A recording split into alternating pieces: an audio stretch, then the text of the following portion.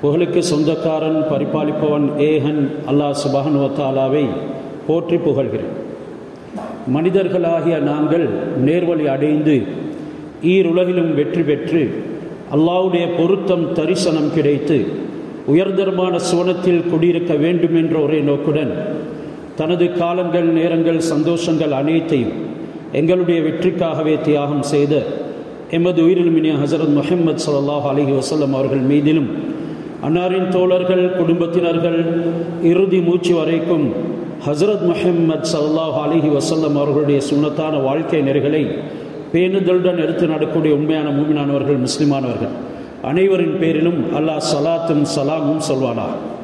அல்லாஹ்வுடைய இல்லத்தில் இஅ்திகாஃபுடைய நியத்துடன் கடமையை நிறைவேற்றி பொருத்தம் பெறுவதற்காக அமர்ந்திருக்கும் இறை நேசர்களே, நல்லடியார்களே, மனிதனுடைய வெற்றி தோல்வியின் விவகாரத்தை அல்லாஹ் சுப்ஹானஹு வ தஆலா இரண்டு விடயங்களில் உள்ளடக்கி வைத்திருக்கின்றான். ஒன்று ஏவல், அடுத்தது விலக்கல். ஏவல்களை எடுத்து நடக்கும் பொழுது நன்மாராயம் கூறுகிறான், விலக்கல்களின் பக்கம் செல்லும் பொழுது எச்சரிக்கை விடுக்கின்றான். ஏவல்களை எடுத்து நடந்து இம்மையிலும் மறுமையிலும் சுபசோபனம் பெற்று நாளை சோனபதிகளை தனதாக ஆக்கிக் கொள்ளுமாறும், விலக்கல்களின் பக்கம் சென்று இம்மையிலும் மறுமையிலும் இழிவடைந்து நாளை நரகத்துக்கு பலியாகாமல் இருக்குமாறும் முதலில் எனக்கும் பிறகு உங்களுக்கும் தக்வாவை கொண்டு வசியத் உபதேசம் செய்து கொள்கின்றேன். ஒரு மூமினுக்கு நிதமும் உள்ளத்துல குற்ற மனப்பான்மை இருந்து கொண்டிருக்கும். தவறு செய்வது மனிதனுடைய இயல்பு என்றாலும் அந்த தவறின் பொழுது அவனுக்குள்ள ஒரு குற்ற மனப்பான்மை உருவாகாத வரைக்கும் அவன் மூமினாக மாட்டான். அவனுடைய விசுவாசம் அவனை விட்டும் போய்விட்டு இருக்கும். ஒருவன் பாவத்தை செய்து விட்டான், உள்ளம் குறுக்குறுக்கிறது, இன்னமும் நீ மூமின் தான், இன்னமும் அல்லாஹ்வும் நாள மறுமையை கொண்டும் ஈமான் கொண்டவன் தான். பாவத்தை செய்து விட்டாய், தொழுகையை வீணடித்து விட்டாய், அல்லாஹ் சுப்ஹானஹு வ தஆலாவுடைய சிந்தனைகளில் இருந்து திரும்பி விட்டாய், மனோ இச்சைகளுக்கு முன்னுரிமை கொடுத்து விட்டாய், உன்னுடைய உள்ளம் எந்த விதமான குற்ற மனப்பான்மையும் உண்டாக்குது கிடையாது, உண்டாக்குது இல்லை என்றால் நிச்சயமாக நீ ஈமானுடைய வரையறையிட்டும் வெளியேறிவிட்டாய். இன்று எத்தனையோ குற்றங்களை செய்துவிட்டு நிம்மதியாக அமர்ந்திருக்கிறோம், நாமும் மூமின் தான், நமக்கும் வெற்றி இருக்கிறது என்று வெறுமனே கனவு கண்டு கொண்டிருக்கின்றோம். அல்லாஹ் சுப்ஹானஹு வ தஆலா மனிதனை ஒரு கஷ்டத்தில் படைத்திருக்கின்றான். லகத் ஹலக்னல் இன்சான ஃபீ கபத். அவன் பிறந்த நேரம், பிறந்ததன் பின்னால் வாலிபம், வயோதிபம், மௌத்துடைய சந்தர்ப்பம் என்று சுவனம் புகும் வரைக்கும் கஷ்டங்களுக்கு முற்றுப்புள்ளி கிடையாது, தொடர்ந்து கொண்டே இருக்கும். அதுல சில சந்தர்ப்பங்களில் அல்லாஹ் கஷ்டத்தை இறக்கி வைக்கிறான், லேசாக்கி வைக்கிறான். உனக்கு நோய் வருகிறது, நீ பல பிரயாணங்களை செய்கின்றாய், சில சந்தர்ப்பங்களில் சாப்பிடுவதற்கு எதுவும் கிடையாது என்று இருக்கும் பொழுதெல்லாம் மார்க்கம் இலகுவை நமக்கு ஏற்படுத்தி இருக்கின்றது. இதுக்கு நாங்க ருஹ்ஸா என்று அரபியில் கூறுவோம். ருஹ்ஸா என்றால் சலுகைகள். இந்த சலுகைகளை பற்றி அல்லாஹ் குர்ஆனில் யுரீதுல்லாஹு பிக்குமுல் யுஸ், அல்லாஹ் உங்களுக்கு எல்லா சந்தர்ப்பங்களிலும் இலகுவைத்தான் நாடுகிறான். வலா யுரீது பிக்குமுல் ஆஸ், உங்களை கஷ்டப்படுத்துவதற்கு அல்லாஹ் விரும்பல. மனிதனை கஷ்டப்படுத்துறது அல்லாஹ்வுடைய வழிமுறையில கிடையாது. யுரீதுல்லாஹு அய்யுஹஃபிஃப அன்கும், அல்லாஹ் உங்களுக்கு இருக்கக்கூடிய சுமைகளை இறக்கி வைக்கிறதுக்கு தான் விரும்புகின்றானே தவிர உங்களை சிரமப்படுத்துவதற்கு விரும்பவில்லை. லா யுகல்லிஃபுல்லாஹு நஃப்ஸன் இல்லா வுஸ்ஆஹா, எந்த ஒரு ஆத்மாவுக்கும் அதற்கு சுமக்க முடியாததை நாம் சுமத்தாட்டுவது கிடையாது. லஹா மா கஸபத் வ அலைஹா மக்தஸபத். ஆத்மாவே, மனிதனே, நீ எதனை சம்பாதித்துக் கொண்டாயோ அது உனக்கு சாதகமானவைகள் எல்லாமே கூலி கொடுக்கப்படக்கூடியதாக இருக்கும். வ அலைஹா மக்தஸபத், மேலும் சில நீ சம்பாதித்துக் கொள்ளக்கூடியவைகள் உனக்கு தண்டனையும் வருத்தும். லஹா மா கஸபத் வ அலைஹா மக்தஸபத். அல்லாஹ் சுப்ஹானஹு வ தஆலா எங்களுக்கு இலகுவை தான் நாடி இருக்கின்றான். இதனால் இலகுவின் பக்கமும் சென்றும் உங்களுக்கு நன்மையை பெற்றுக் கொள்ளலாம். இன்று சிலர் மார்க்கத்தில் கஷ்டத்தை ஏற்படுத்தி விட்டார்கள். ஹஜ்ரத் அபூ ஹுரைரா ரலியல்லாஹு தஆலா அன்ஹுடைய ஹதீஸ் புகாரி முஸ்லிமிலே பதிவாக்கப்படுகின்றது. ஹஜ்ரத் ரசூலுல்லாஹி ஸல்லல்லாஹு அலைஹி வஸல்லம் அவர்கள் சொன்னார்கள், இன்ன தீனயுஸ், மார்க்கம் என்பது ரொம்ப லேசானது, மார்க்கம் மிகவும் லேசானது. வலை யுசாத்தல்லதீன அஹதுன் இல்லா கலபஹு, யார் மார்க்கத்தை கஷ்டப்படுத்துகின்றார்களோ அவர்கள் காலிபாகிவிட்டார்கள், அதில் மிகைப்பு செய்து விட்டார்கள், எக்ஸ்ட்ரீம்லி போய்விட்டார்கள், எல்லை மீறிவிட்டார்கள். ஃபஸத்திது, இதனால் மக்களுக்கும் நீங்கள் நேரானதை சரியானதை காட்டுங்கள், நேரானதை சரியானதை எடுத்து கூறுங்கள். வகாரிபு, ஒருவர் சமீபமாக இருந்து கொள்ளுங்கள், கஷ்டமானதை கூறி உங்களுக்கு மத்தியில் பிரிவை ஏற்படுத்திக் கொள்ளாதீர்கள். அல்லாஹ் இங்கே மார்க்கத்தினுடைய அனைத்துமே லேசாக்கித்தான் வைத்திருக்கின்றான். மார்க்கத்துக்கு அப்பால் நாங்கள் எதுவெல்லாம் சிந்திக்கின்றோமோ அதனைத்தான் கஷ்டம் என்று கூறுகின்றான். இன்றைக்கு மார்க்கத்துக்கு அப்பால் நாம் செய்யக்கூடியவைகள் இலகு போல விளங்கினாலும் கூட அதனுடைய பின்னணியில் வரக்கூடிய கஷ்டத்தை என்னாலும் உங்களாலும் தாங்க முடியாது, சுமக்க முடியாது. இது ஒரு ஹிக்மத் ரீதியாக, ஒரு நுணுக்க ரீதியான கருத்தாக இருந்தாலும் கூட மற்றும் சில மேல்வாரியாக எனக்கும் உங்களுக்கும் விளங்க முடியும். ஹஜ்ரத் ஆயிஷா ரலியல்லாஹு தஆலா அன்ஹா ரிவாயத் செய்கிறார்கள், முத்தஃபக் அலைஹ், புகாரி முஸ்லிமிலே ஹதீஸ் பதிவாக்கப்பட்டு இருக்கின்றது. மா ஹுய்யிர ரசூலுல்லாஹி ஸல்லல்லாஹு அலைஹி வஸல்லம் பைன அம்ரைன், ஹஜ்ரத் ரசூலுல்லாஹி ஸல்லல்லாஹு அலைஹி வஸல்லம் அவர்களுக்கு இரண்டு விடயங்களுக்கு மத்தியிலே நீங்கள் விருப்பம் எடுத்துக் கொள்ளுங்கள், இதையும் தேர்ந்தெடுக்கலாம் இதையும் தேர்ந்தெடுக்கலாம் என்று அவர்களுக்கு ஆப்ஷன் கொடுக்கப்பட்டால், இல்லா அஹத ஐஸரஹுமா மாலம் யகுன் இஸ்மன், அதில் ரொம்பவும் இலகுவானதையே எடுத்துக்கொள்வார்கள். அந்த இலகுல பாவம் இருக்காத காலமெல்லாம், லேசானதுல பாவம் இருக்காத காலமெல்லாம் ஹஜ்ரத் ரசூலுல்லாஹி ஸல்லல்லாஹு அலைஹி வஸல்லம் லேசானதை தான் எடுத்துக்கொள்வார்கள். ஒரு மனிதனுக்கு இரண்டு பாதைகள் இருக்கிறது கலம்பு சென்று அடைவதற்கு. அவருக்கு கஷ்டமான ஒரு பாதையும் இருக்கிறது, லேசான ஒரு பாதையும் இருக்கிறது. இந்த நேரம் கஷ்டமான வழியை அவர் தேர்ந்தெடுப்பார் என்றால் அவரின் மீது அவர் பல இன்னல்களை வரவழைத்துக் கொள்கின்றார். இதனால் இலகுவானதை தான் தேர்ந்தெடுக்க வேண்டும். நிக்காக நடக்க போகின்றது, லேசான முறை கூறப்பட்டிருக்கிறது என்றாலும் தன்னை போட்டு குடும்பத்தையும் சேர்த்து அலற்றிக் கொள்கிறார், பெண்ணின் புறத்தையும் கஷ்டப்படுத்துகின்றார். இவர் சில நேரான விஷயங்கள் இருந்து வழித்தவறி சென்றிடுவார். இது மாதிரி பல விடயங்கள் இரண்டு வைக்கப்பட்டிருக்கிறது, ரெண்டும் ஆகுமானது தான். ஆனாலும் அதுல கஷ்டமானதை சுமந்து கொள்ளக்கூடியவர் மார்க்கத்தில் சீராக நடக்க மாட்டார் என்கிறதனை ஹஜ்ரத் ரசூலுல்லாஹி ஸல்லல்லாஹு அலைஹி வஸல்லம் அவர்கள் சொல்லி காட்டுவதுடனே தன்னுடைய தன்மையையும் ஆயிஷா ரலியல்லாஹு தஆலா அன்ஹா விளங்கப்படுத்துகிறார்கள். அருமை நாயகம் ஸல்லல்லாஹு அலைஹி வஸல்லம் அது பாவமாக இருக்காத காலமெல்லாம் தனக்காக இலகுவானதை தான் தேர்ந்தெடுத்துக் கொள்வார்கள்.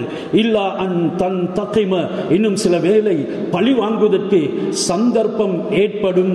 அதிலே நபி ஸல்லல்லாஹு அலைஹி வஸல்லம் மார்க்கத்துக்கு புறம்பாக இருக்கிறதா என்று மட்டும் தான் பார்ப்பார்கள். ஹராமான விடயங்களை பேர்க்கெடுக்கக்கூடியவர்களுக்கு ஹஜ்ரத் ரசூலுல்லாஹ் பழி வாங்காமல் விட மாட்டார்கள். அதற்கு சாட்சிகள் நிறுவும் பட்சத்தில் நபி ஸல்லல்லாஹு அலைஹி வஸல்லம் அதனை விட்டும் விலகிவிட மாட்டார்கள். இதனால தான் என்னுடைய மகள் ஃபாத்திமாவாக இருக்கட்டும், அவள் திருடினாலும் கூட கையை துண்டித்துவிடேன் என்று முழு உலகத்துக்கும் கியாமத்து நாள் வரைக்கும் வாழக்கூடிய ஜனங்களுக்கு நபி ஸல்லல்லாஹு அலைஹி வஸல்லம் அவர்கள் மனித உரிமையை எடுத்து காட்டினார்கள். ஏற்ற தாழ்வு பேதத்தை இல்லாமல் ஆக்கினார்கள். உங்கள் நல்லோர்கள் செய்யும் பொழுது தவறாக உங்களுக்கு விளங்க மாட்டாது, உங்களில் தாழ்ந்தவர்கள் செய்யும் பொழுது மட்டும் தவறாக விளங்குவதாக இருந்தால் அது மார்க்கத்தை சார்ந்தது அல்ல. எனவே நபி ஸல்லல்லாஹு அலைஹி வஸல்லம் அவர்கள் பழி வாங்குவதாக இருந்தாலும் தண்டிப்பதாக இருந்தாலும் மார்க்கத்தினுடைய ஹலாலை பேர்க்கெடுத்து ஹராத்தின் பக்கம் செல்லக்கூடியவர்களுக்கு தான் தண்டிப்பார்கள். விபச்சாரம் செய்தீர்களா, அதற்குரிய சாட்சி நிறுவிவிட்டதா, நீங்கள் தண்டிக்கப்படுவீர்கள். படுதூறு சொன்னீர்களா, சாட்சி நிறுவப்பட்டதா, அதற்குரிய சீரான அமைப்புகள் உண்டாகும் பட்சத்தில் அதற்குரிய தண்டனையை படுதூறு சொன்னவனுக்கு 80 சாட்டை அடிகளை வழங்குவார்கள். மது அருந்திவிட்டார், வாயில் இருந்து வாடையும் வருகின்றது, சாட்சியாளர்களும் இருக்கின்றார்கள் என்றால் அதற்குரிய 40 சாட்டை அடிகளை ஹஜ்ரத் ரசூலுல்லாஹி ஸல்லல்லாஹு அலைஹி வஸல்லம் அவர்கள் கொடுக்காமல் விட மாட்டார்கள். இவ்வாறாக ஹஜ்ரத் ரசூலுல்லாஹி ஸல்லல்லாஹு அலைஹி வஸல்லம் அவர்களிடத்தில் 2 விடயங்கள் முன்வைக்கப்படும் பொழுது, ஒன்று இருக்குது அல்லாஹ்வின் மூலம் ஹராமாக்கப்பட்டது, இன்னும் ஒன்று இருக்கிறது ஆகுமாக்கப்பட்ட விடயங்கள். ஆகுமாக்கப்பட்டவைகள் இலகுவானதையே தேர்ந்தெடுங்கள் என்கிறது ஹஜ்ரத் ரசூலுல்லாஹி ஸல்லல்லாஹு அலைஹி வஸல்லம் அவர்கள் சொன்னார்கள். உங்களுக்கு கோச்சி பயணம், ட்ரெயின் பயணம் இலகுவாக இருக்கும் பொழுது ஏன் நீங்கள் பஸ் பயணத்தை தேர்ந்தெடுத்துக் கொள்கின்றீர்கள்? பஸ் பயணம் இலகுவாக இருக்கும் பொழுது ஏன் நீங்கள் ட்ரெயினை தேர்ந்தெடுத்துக் கொள்கின்றீர்கள்? இந்த அளவுக்கு மார்க்கம் எங்களுக்கு மத்தியிலே இந்த சலுகைகள் என்ற தலையங்கங்களை பேசியிருக்கின்றது. இந்த சலுகை பலவந்தப்படுத்தப்படக்கூடிய நேரத்திலையும் பாவிக்கப்படலாம், பாவிக்க முடியும் என்கிறதுக்கு குர்ஆன் உடைய ஆதாரம் இருக்கிறது. சொன்னார்கள் ஹஜ்ரத் ரசூலுல்லாஹி ஸல்லல்லாஹு அலைஹி வஸல்லம், இன்னல்லாஹ ரஃபஅ அன் உம்மதி, மற்றும் ஒரு ரிவாயத்தில் இன்னல்லாஹ தஜாவஸ அன் உம்மதி அல் ஹத்அ வன் நிஸ்யான வமஸ்துக்ரிஹு அலைஹ். அல்லாஹ் சுப்ஹானஹு வ தஆலா என்னுடைய உம்மத்துல தவறாக நடக்கக்கூடியதை மன்னித்து விடுகின்றார். தவறாக நடந்து விட்டது, உண்மையிலே அவருடைய புத்தி அந்த சந்தர்ப்பத்தில் அதற்குரிய சீரான தெளிவை பெற்றிருக்கவில்லை, தவறாக நடந்துவிட்டது. மனிதன் தவறுக்கும் மறதிக்கும் மத்தியில படைக்கப்பட்டவன், இதனால் தவறு நடக்கலாம். அது தவறு என்று சுத்தமாக விளங்கும் பொழுது மன்னித்து விடுங்கள் என்கிறான் அல்லாஹ். இன்னும் மனிதன் என்று வரும் பொழுது அவர்களுடைய உரிமைகள் தவறு செய்யும் பொழுது அதற்குரிய பரிகாரத்தை வாங்குங்கள் என்கிறான். மாங்காய் மரத்தை நோக்கி கல்லை அடித்தான், பக்கத்தில் இருந்த ஒரு மனிதனுக்கு பட்டுவிட்டது. அடித்தது மாங்காய் மரத்துக்கு என்றாலும் பட்டது மனிதனுக்கு. இந்த நேரம் தவறாக இருந்தாலும் மனிதன் கண்ணியப்படுத்தப்படக்கூடியவன். அந்த தவறுக்கு இவனுக்கு கல்லால் அடித்து கொல்லப்படுவது கிடையாது. இந்த இடத்துல பழி வாங்கிறது அல்ல, மாற்றமாக தவறு என்று வரும் பொழுது அந்த மனிதனுக்குரிய குற்ற பரிகாரம், அந்த மனிதனுடைய பொறுமதியை நீங்கள் அவருடைய சொந்தக்காரர்களுக்கு கொடுக்க வேண்டும் என்ற உரிமையை இஸ்லாம் பேசுகின்றது. எனவே இப்படியான தவறின் பொழுது இந்த மாங்காய் மரத்துக்கு கல் அடித்தவர் மன்னிக்கப்படுகின்றார். இது தவறு. இன்னல்லாஹ ரஃபஅ அன் உம்மதி அல் ஹத்அ, அல்லாஹ் என்னுடைய உம்மத்தினுடைய ஹத்அ என்ற தவறை மன்னித்து விடுகின்றான். மேலும் வன் நிஸ்யான், மறதியாக செய்து விடுகின்றான், இதனையும் அல்லாஹ் மன்னித்து விடுகிறான். மறதி எனும் பொழுது சிலர் தன்னுடைய புத்தியை பேதலிக்கக்கூடிய பானங்களை அருந்தி சில மற்றும் உண்டான போதை வஸ்துகளை பயன்படுத்தி தன்னுடைய புத்தியை நீக்கிக் கொண்டு நான் மறதியில் செய்தேன் என்கிறார்கள். இந்த மறதி அல்ல, இது குற்றத்தின் மேல் குற்றம், குற்றத்தின் மேல் குற்றம். ஆனாலும் எதுவுமே இவரின் மூலமாக திறக்குறைவுகள் நடக்கல, மாறாக இவருக்குள்ள ஒரு மறதி ஏற்பட்டது. அந்த மறதியில ஒன்றை செய்துவிட்டார் என்றால் நிச்சயமாக அல்லாஹ் அதனை மன்னித்து விடுவான். சிலர் மறதியில் ஹராத்தையும் செய்து விடுகின்றார்கள். உண்மையிலே அவருக்கு மறதித்தான் என்று ஊர்ஜிதப்படுத்தும் பொழுது அல்லாஹ் இதனை மன்னித்து விடுகின்றான். மூன்றாவது வமஸ்துக்ரிஹு அலைஹ், பலவந்தப்படுத்தப்பட்டு செய்யப்படுகின்றது. பலவந்தமாக ஒருவனை கொலை செய்யுமாறு இன்னும் ஒருவன் ஏவுகின்றான். இவன் கொலை செய்ய விட்டால் தன்னுடைய உயிரை பறித்து விடுவான். விலகுவதற்கோ தப்புவதற்கோ வேற வழி கிடையாது. இப்பொழுது பலவந்தப்படுத்தப்பட்ட நிலைமையில் ஒருத்தனை கொலை செய்கின்றாள் என்றால் இஸ்லாம் அந்த பாவத்தை மன்னித்து விடுகின்றது.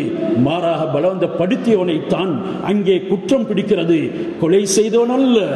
மேலும் பலவந்தப்படுத்தப்பட்டு ஜினா செய்ய சொல்கின்றான். அந்த நேரம் இவனுடைய உள்ளத்தின் வெறுப்போடு இது ஒரு பாவம் என்ற உணர்வோடு ஏதோ செய்யவில்லை என்றால் என்னை கொண்டு விடுவான். இப்படி நடக்கிறது அல்ல, மாற்றமாக நடக்கலாம். அப்படி நடந்தால் என்ன சட்டம் என்கிறதனைத்தான் இஸ்லாம் பேசுகின்றது. இப்பொழுது இந்த ஜினா செய்தவன் திருமணம் முடித்தவனாக இருக்கும் பட்சத்தில் அவனை கல்லடித்து கொள்வதற்கு இஸ்லாம் அனுமதிக்கவில்லை. மாறாக அவனுடைய நினைவோட உணர்வோட அவன் விருப்பத்தோட செய்யும் பட்சத்தில் தான் அவனை குற்றம் பிடிக்கப்படும். இதே அடிப்படையில் தான் ஹஜ்ரத் அம்மார் பின் யாசிர் ரலியல்லாஹு தஆலா அன்ஹு அவர்களை காஃபிர்கள் அவர்கள் பிடித்து வேதனை படுத்தினார்கள். சொன்னார்கள், உன்னை கொண்டு விடுவோம், நீ முஹம்மது ஸல்லல்லாஹு அலைஹி வஸல்லம் அவர்களை மறுத்துவிட வேண்டும், தீனுல் இஸ்லாத்தை விட்டும் வெளியேற வேண்டும், குஃப்ருடைய வார்த்தையை உச்சரிக்க வேண்டும், எங்களுடைய சிலைகளை தெய்வங்களை நீ புகழ வேண்டும்.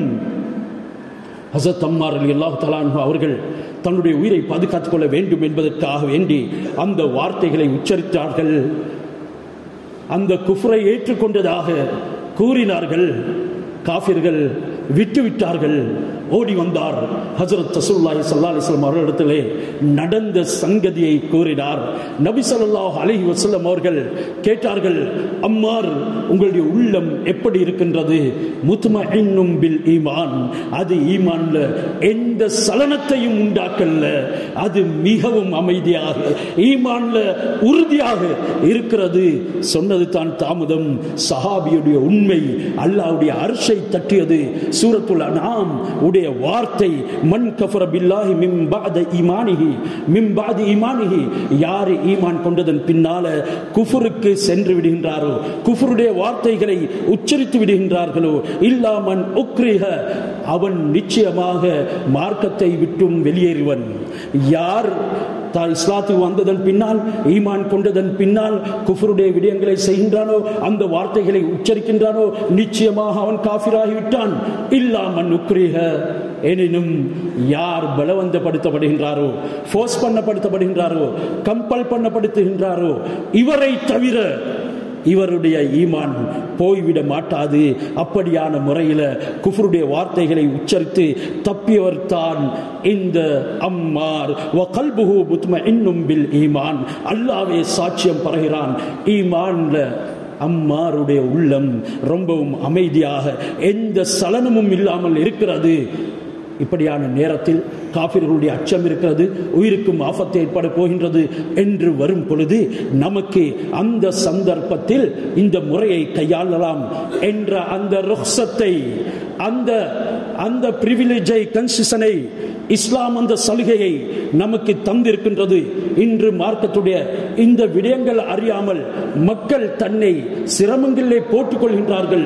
இதனால் நாம் பிரயாணம் செய்கின்றோம், பிரயாணத்தில் கஸ்ரு ஜம்மு ஆகுமானது தான், என்றாலும் எனக்கு அது உள்ளத்துக்கு பிடிப்பாக இல்லை என்று ஒருவன் சொல்கிறான் என்றால் இவன் பாவத்தின் பக்கம் போறது மிகவும் இலகுவாகிவிடும் என்று அருமை நாயகம் ஸல்லல்லாஹு அலைஹி வஸல்லம் அவர்கள் சொன்னார்கள். இதனால உங்களுக்கு கஸ்ரு ஜம்மு செய்யறதுக்கு உண்டான சந்தர்ப்பம் வழங்கப்பட்டிருக்கின்றது என்றால் அதனை தாராளமாக செய்து கொள்ளுங்கள். அல்லாஹ் சுப்ஹானஹு வ தஆலா வைதால் அரப்தும் ஃபீ சபீலில்லாஹ், நீங்க வைதால் அரப்தும் ஃபில் அர்ல், அல்லாஹ்வுடைய இந்த பூமியில அது மார்க்கத்துடைய விடயத்துக்காக இருக்கலாம், யுத்த நிமித்தமாக இருக்கலாம், ஆகுமான பிரயாணமாக இருக்கலாம். இந்த சந்தர்ப்பத்தில் அந்த குஸ்ரு ஃபிஸ் ஸலா, தொழுகையை உங்களுக்கு கஸ்ரு செய்து கொள்ளலாம். மேலும் காஃபிர்களுடைய பயம் வந்தால் அந்த தூரத்தை கூட நிர்ணயிக்க வேண்டிய அவசியம் கிடையாது. இன்று கஸ்ரு ஜம்மு செய்வதாக இருந்தால் 89 கிலோமீட்டர் தூரம் பிரயாணம் செய்ய வேண்டும்.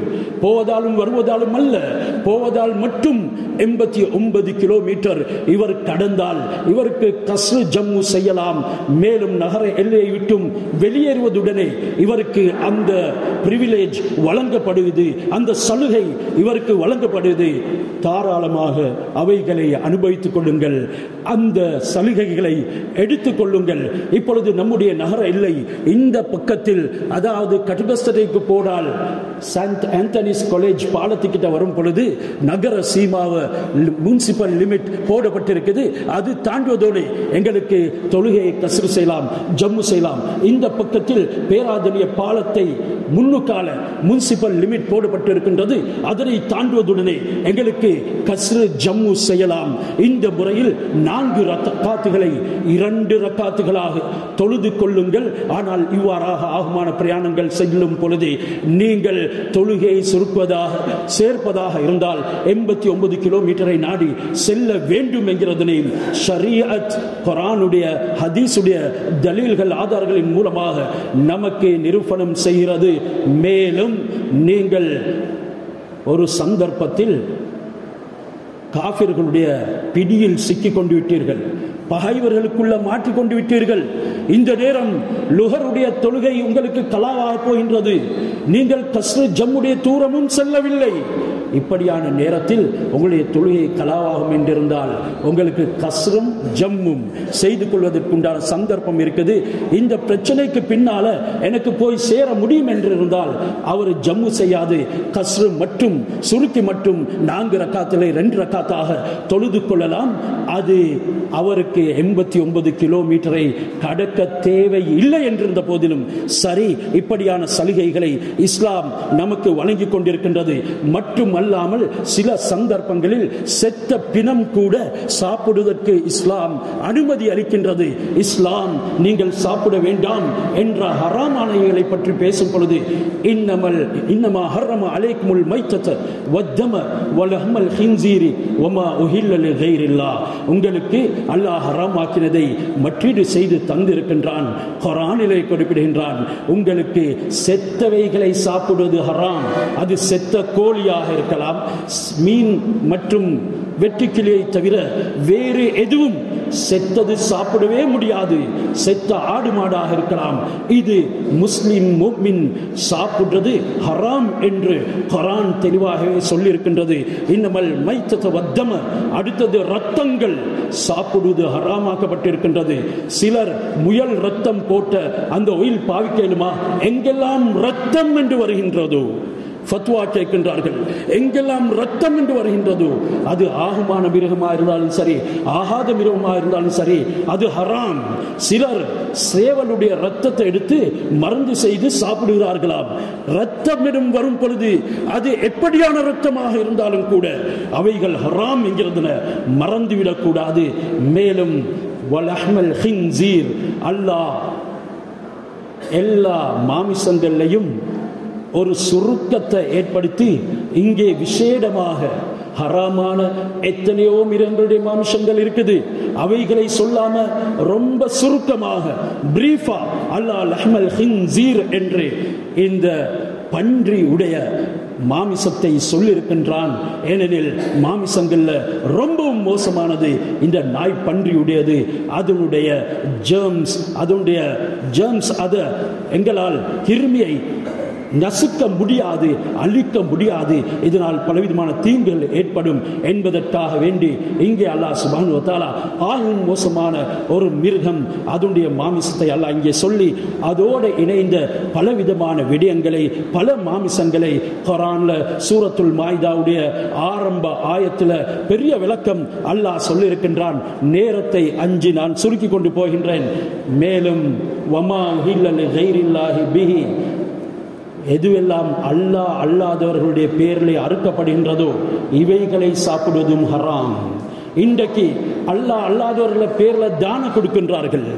அது அல்லாஹ் அல்லாத ஏனைய தெய்வங்கள், முஷ்ரிக்கீன்கள் வணங்கக்கூடியவைகள் சிலைகளுடைய பேர்ல, மேலும் அவர்களுடைய ஆத்மீக ஞானிகளுடைய பேர்ல தானங்களை வழங்குவார்கள். அதுவும் முஸ்லிம்களுக்கு சாப்பிடுவது ஹராம். காரணம் அது அல்லாஹ் அல்லாதவர்களுக்காக வேண்டி ஆகமாக்கப்பட்டிருக்கின்றது.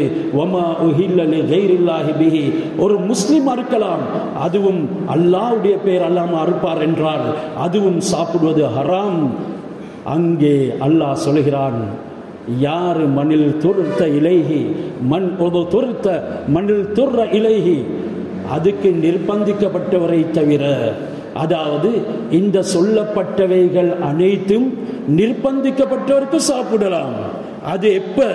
சாப்பிடுவதற்கு ஒன்றுமே இல்லை, மரத்தின் இலக்கொலைகள் கூட இல்லை, ஆகுமான எதுவுமே இல்லை. சஹாபாக்கள் இலை கொலைகளை சாப்பிட்டார்கள், ஹராத்தின் பக்கம் போகல. அந்த இலை கொலை இருக்கிறதின் காரணமாக அவர்கள் வேற எந்த ஒரு மாமிசத்தை நாடல்ல. அந்த நேரம் அல் ஹுமுருல் அஹ்லியா என்ற இந்த டொமஸ்டிக் கழுதை ஆகமாக்கப்பட்டிருந்தது சாப்பிடுவதற்கு. அல்லாஹ் ஹைபரின் பொழுது அதை ஹராமாக்கினான். அவர்கள் அந்த நேரங்கள்ல பாத்திரங்கள்ல யுத்தம் நடக்க இருக்கிறது, பாத்திரங்கள்ல கொதித்து கொண்டிருக்குது. இப்பொழுது குர்ஆனுடைய ஆயத்து இறக்கப்படுகிறது, இந்த டொமஸ்டிக் கழுதை உங்களுக்கு சாப்பிடக்கூடாது. உடனே சஹாபாக்கள் கம்புகளை விறகுகளை அடுப்புல போட்டிருந்தவைகளை அப்படியே எடுத்து சட்டியை பிரட்டினார்கள். இந்த அளவுக்கு ஈமானுடையவர்களாக இருந்தார்கள். இஸ்லாம் அனுமதிக்கவே இல்லை என்றாலும் அந்த மரக்கொலைகள் கூட உங்களுக்கு கிடையாது என்று இருந்தால் பண்டின் மாம்சம் மட்டும் தான் இருக்குது, சாப்பிடலாம் என்கிறத குர்ஆன் சொல்லுது. நான் எதனை சொல்ல வருகிறேன் என்றால், இஸ்லாம் ஒரு லேசான மார்க்கம். இஸ்லாம் நிறைய சலுகைகள் தந்திருக்குது. ஃபமனிலர் துர்த்தும், உங்கள யார் நிர்பந்திக்கப்படுகின்றீர்களோ அவர்களுக்கு சாப்பிடலும் என்றாலும் தற்காலிகமான சாப்பாடாகத்தான் அதை ஆகமாக்கி இருக்குது. கைர பாகின் வலா ஆதின், அதுல நீங்க சாப்பிடும் பொழுது எல்லை மீறக்கூடாது, அத்து மீறக்கூடாது. நீங்கள் உங்களுடைய பசி நீங்கிறதுக்கு மட்டும் தான் சாப்பிடணும். பசி நின்று விட்டது என்ற உடனேயே அந்த ஹராமான மாமிசத்தை நிறுத்திவிட வேண்டும். அதை விட சாப்பிடுவீர்கள் என்றால் குற்றவாளி ஆகிவிடுவீர்கள். இது தான் எல்லை மீறாமல் பாவிக்கலாம் என்கிறதுக்கு ஹஜ்ரத் ரசூலுல்லாஹி ஸல்லல்லாஹு அலைஹி வஸல்லம் அவர்கள் சொன்ன ஆதாரம். அத்துடனே எனக்கு இதுக்கு பின்னால சாப்பாடு கிடைக்க மாட்டாது என்று நினைத்து அதனை நீங்கள் சேமித்து வைக்கவும் கூடாது. இதையெல்லாம் கைர பாகின் வலா ஆத் என்ற அந்த வார்த்தை எல்லை மீறாமல் உங்களுக்கு சாப்பிடுவதற்கு அனுமதி இருக்கின்றது என்ற அந்த சலுகையை வழங்கி இருக்கின்றது. இதே போன்று தான் யாரெல்லாம் மறதியில சாப்பிடுறாரோ குடிக்கிறாரோ நோன்பு நோட்டு கொண்டு இதா நசிய ஃபஅக்கல வஷரிப ஃபல்யுத்திம்ம ஸௌமஹு இன்னல்லாஹ அஷ்ரபஹு வஅதமஹு, நீங்க நோன்பு பிடிச்சிருக்கக்கூடிய நேரத்தில் மறதியில சாப்பிட்டீங்க குடிச்சிட்டீங்க, ஏப்பமும் போகுது, இந்த நேரம் தான் ஞாபகத்தில் வருது, நான் நோன்பு நோட்டு இருக்கின்றேனே, என்ற நோன்பு முறிந்துட்டுது. இல்ல இல்ல, நோன்பு முறியல்ல, நீங்க நோன்போடு இருங்க, அல்லாஹ் தான் உங்களுக்கு சாப்பிட வைத்தான் குடிக்க வைத்தான் என்று ஹஜ்ரத் ரசூலுல்லாஹி ஸல்லல்லாஹு அலைஹி வஸல்லம் அவர்கள் சொன்ன ஹதீஸ் புகாரி முஸ்லிம் 2 கிரந்தங்களிலும் பதிவாக்கப்பட்டிருக்கின்றது. இதே மாதிரி தான் ஒரு பெண்மணி ஹைலோடு இருக்கிறாள், ஹஜ்ஜுக்கு அல்லது உம்ராவுக்கு பெற்றிருக்கின்றாள். இவள் ஹஜ்ஜத்துல் வதா செய்ய வேண்டிய, அதாவது தவாஃபுல் வதா செய்ய வேண்டிய ஒரு நிலைமை ஏற்படுகிறது. நபி ஸல்லல்லாஹு அலைஹி வஸல்லம் அவர்கள் சொன்னார்கள், ஹைல்காரி தவாஃபுல் வதா செய்யவே தேவையில்லை, ஃபஅலைஹா அன் தன்ஃபிர, அவள் பிரயாணத்தை மேற்கொள்ள முடியும் என்கிறதன நபி ஸல்லல்லாஹு அலைஹி வஸல்லம் அவர்கள் விளங்கப்படுத்தினார்கள். இப்படியாக ஏராளமான இலகுகள் தரப்பட்டிருக்கின்றது. நோன்பு நோற்று கொண்டு பிரயாணம் செய்கின்றீர்களா, உங்களுக்கு பிரயாணம் கஷ்டப்படுத்துமா, நோன்பை விடுங்க. உங்களுக்கு ஏனைய நாட்கள்ல அந்த நோன்பை கலா செய்து கொள்ளலாம். ஃபமன் கான மின்கும் மரீலன் அவ் அலா ஸஃபரின், உங்கள நோயாளிகள் இருக்கின்றீர்களா, அந்த நோயோட நோன்பு நோக்க முடியாது என்று இருக்கிறதா, டாக்டரும் மருந்தை சீரான முறையில் அருந்துமாறு பணித்திருக்கின்றாரா, உங்களுக்கு ஏதேனும் தீங்கு வருமா, இந்த நேரம் நீங்கள் நோன்பை விட்டுவிடலாம் என்று இப்படி ஓரிரண்டு அல்ல ஏராளமான ருக்ஸத்கள் தரப்பட்டிருக்கின்றது. மேலும் பட்டாடை சில்க் அணிகிறது ஆண்களுக்கு ஹராம், அது பெண்களுக்கு தான் அணியலும்.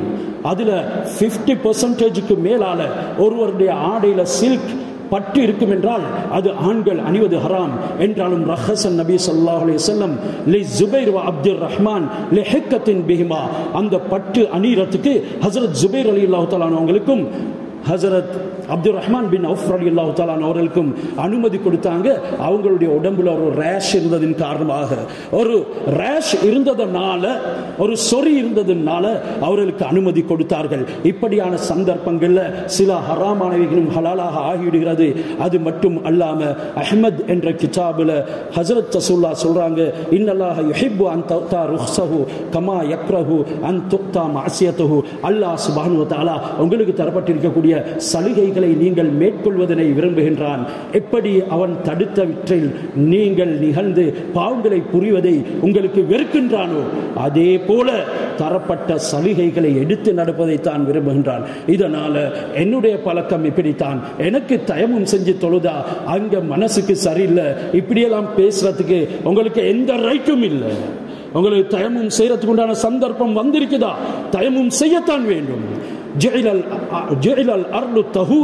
சொன்னாங்க, 1000 வருடம் நீர் இல்லாவிட்டாலும் கூட இந்த பூமி மண் அது என்ற உம்மத்துக்கு பியூரிஃபை பண்ணக்கூடிய ஒரு சாதனமாக, சுத்தப்படுத்தக்கூடிய ஒரு சாதனமாக அல்லாஹ் சுப்ஹானஹு வ தஆலா ஆக்கி வைத்திருக்கிறான் என்றார்கள்.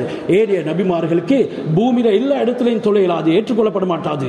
ஆனா என்ற உம்மத்துக்கு ஜுஇலல் அர்லு குல்லுஹா மசாஜித், எல்லா இடங்களிலும் பூமியில மஸ்ஜிதாக ஆக்கப்பட்டிருக்கிறது.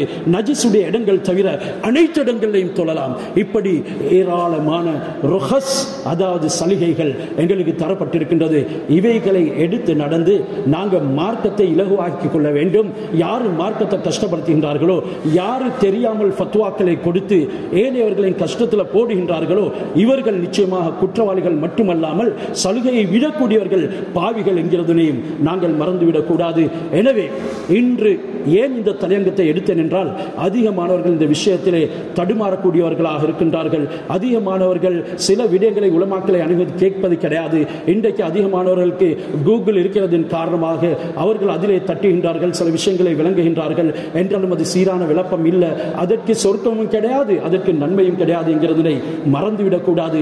சொர்க்கம் கிடைக்க வேண்டும் என்றால் மன் சலக தரீகன் யல்தமிசு ஃபீஹி இல்மன் ஸஹலல்லாஹு லஹு தரீகன் இலல் ஜன்னah என்ற அடிப்படையில் வீட்டிலிருந்து விலக்கிளம்பி மஸ்ஜிதில் இமாம் இடத்துல வந்து அவருக்கு ஹதியாக்களை கொடுத்து அவர்களிடத்தில் அணுகி அந்த ஃபத்வா கேட்டால் தான் அல்லாஹ் ஹஸரத் ரசூலுல்லாஹ் சொன்னாங்க, உனக்கு சொர்க்கத்துடைய பாதை லேசாக்கப்படும். அப்படி இல்லாம நீ வெறுமனை தட்டி உன்னுடைய ஃபத்வாவை நீயே எடுத்துக்கொண்டு நாங்கள் ஆலிமுடைய ஃபத்வா தானே எடுக்கிறோம், இன்னும் ஆலிம் தானே சொல்லியிருக்கிறார் என்ற நிலைமைக்கு வரும் பொழுது சில சந்தர்ப்பங்கள்ல அந்த கொடுத்த ஃபத்வா அந்த நேரத்துக்கு சரியா இருக்கும். காலங்கள், நாட்கள், மனிதன் என்று மாறும் பொழுது ஃபத்வாக்கள் மாறும் என்கிறதனை மறந்துவிடக்கூடாது. ஹஸரத் ரசூலுல்லாஹ் ஸல்லல்லாஹு அலைஹி வஸல்லம் அவர்கள் ஒரே கேள்வி கேட்டவர்களுக்கு 2 விதமான ஃபத்வாக்களும் கொடுத்திருக்கின்றார்கள் என்கிறதனை மறந்துவிடக்கூடாது. எனவே அல்லாஹ் சுப்ஹானஹு வ தஆலா மார்க்கத்தை சீரான முறையில் விளங்கி செயல்படுவதற்கு நம் அனைவருக்கும் தௌஃபீக் செய்வானாக. எங்களுடைய பாவங்களை நன்மைகளாக மாற்றி அருள் புரிவானாக. துஆக்களை கபூல் செய்வானாக. உலகத்தில் வாழக்கூடிய முஸ்லிம்களுடைய நிலைமைகளை சீராக்குவானாக. இன்னல்ல சிக்கிக் கொண்டிருக்கக்கூடிய எங்களுடைய பலஸ்தீன சகோதர சகோதரிகளை, தாய்மார்களை விமோசனத்தின் பால் எடுத்து செய்வாயாக. இழந்தவைகளை கொடுத்து அருள் புரிவாயாக. யாழ் எங்கள் எல்லோரையும் பொருந்திக் கொள்வாயாக. துஆக்களை கபூல் செய்வாயாக. இறுதி முடிவை நல்லதாக ஆக்கி அருள் புரிவாயாக. வாஹிரு தாவானா அனில் ஹம்துலில்லாஹி ரப்பில் ஆலமீன்.